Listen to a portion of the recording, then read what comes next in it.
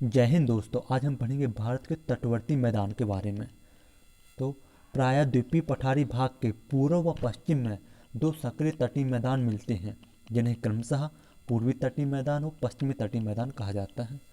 ये वाला एरिया पश्चिमी तटीय मैदान और ये वाला एरिया पूर्वी तटीय मैदान कहलाता है।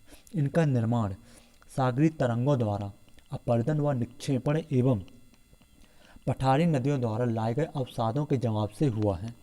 इनका निर्माण जो है सागरीय तरंगों द्वारा अपरदन व निक्षेपण एवं पठारी नदियों द्वारा लाए गए अवसादों के जमाव से हुआ है। तो हम सबसे पहले देखेंगे पश्चिमी तटीय मैदान को, इस वाले एरिया को। पश्चिमी तटीय मैदान यह गुजरात से कन्याकुमारी तक विस्तृत है। पश्चिमी तटीय मैदान यह एक सक्रिय जलोढ़ पट्टी है जिसमें बीचों बीच में पहाड़ी भूभाग है। गुजरात क्षेत्र में नर्मदा ताप्ती के मुहानों पर इसका विस्तार सर्वाधिक है। ये अलग ही दिख रहा है, इसका विस्तार सर्वाधिक है इस तटीय मैदान का, गुजरात वाले तट वाला एरिया। कच्छ काठियावाड़ क्षेत्र में समुद्री निक्षेपों की प्रधानता है। कच्छ काठियावाड़ क्षेत्र में समुद्री निक्षेपों की प्रधानता है। काठियावाड़ के मैदानी भागों में रेगुर मिट्टी, जो कि बेसाल्ट लावा के अपक्षय से निर्मित काली मिट्टी है, का पर्याप्त विस्तार है इस वाले एरिया में। गुजरात का तट कच्छ का तट कहलाता है। ये वाला तट कच्छ का तट कहलाता है। और गुजरात से गोवा तक का तटीय मैदान, गुजरात से गोवा तक का तटीय मैदान कोंकण तट कहलाता है। और गोवा से कर्नाटक के मंगलोर तक का क्षेत्र कन्नड़ तट या केरला तट कहलाता है। यह अत्यधिक सकरा मैदानी भाग है। कहाँ से? गोवा से कर्नाटक के मंगलोर तक का तट कन्नड़ या केरला तट कहलाता है। और मंगलोर से, यहाँ पर मंगलोर से लेकर कन्याकुमारी तक का तट मैदान मालाबार तट कहलाता है। ये केरला वाला तट जो है मालाबार तट कहलाता है। मालाबार तट में पश्च जल एवं लेगूनों की प्रधानता है, जिन्हें कयाल कहा जाता है। ये यहाँ इनसे झीलों का निर्माण होता है।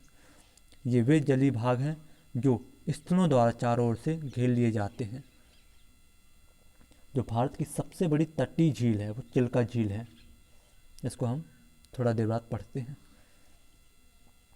अब हम देख लेंगे इसके बाद पूर्वी तटीय मैदान को। अभी हमने पढ़ा पश्चिमी तटीय मैदान के बारे में।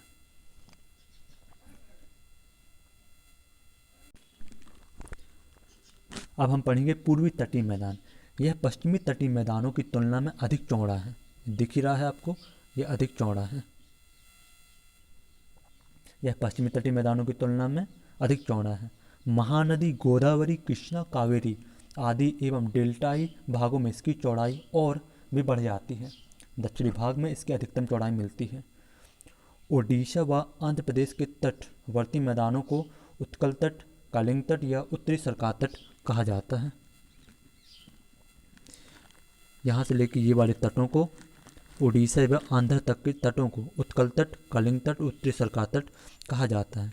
और पश्चिम बंगाल के इस तट को बैंगा तट कहते हैं।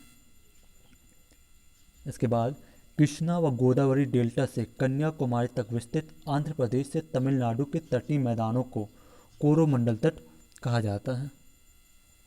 आंध्र प्रदेश से तमिलनाडु तक के इस मैदानी क्षेत्र को, इस तट को कोरोमंडल तट कहा जाता है।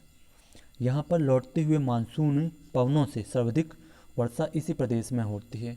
तो लौटते हुए मानसून सबसे ज़्यादा वर्षा इस तमिलनाडु वाले एरिया में होती है, ध्यान रखिएगा।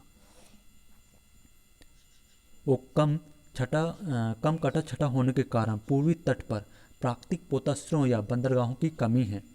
कहीं कहीं लेगूनों का निर्माण भी मिलता है। उदाहरण के लिए चिल्का, कोलेरू और पुलिकट। भारत की सबसे बड़ी तटीय झील चिल्का झील, जो कि उड़ीसा में पड़ती है। यह खारे पानी की एक लेगून झील भी है। यहाँ नौसेना का प्रशिक्षण केंद्र भी है।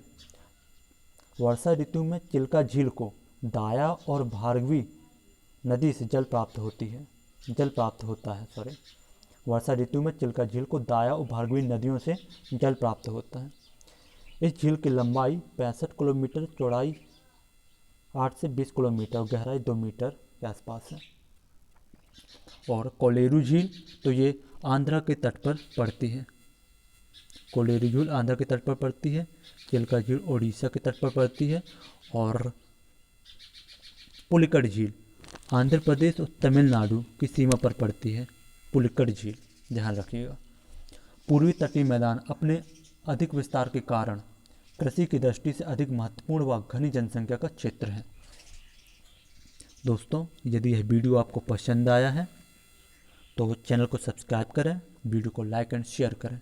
जय हिंद, जय भारत।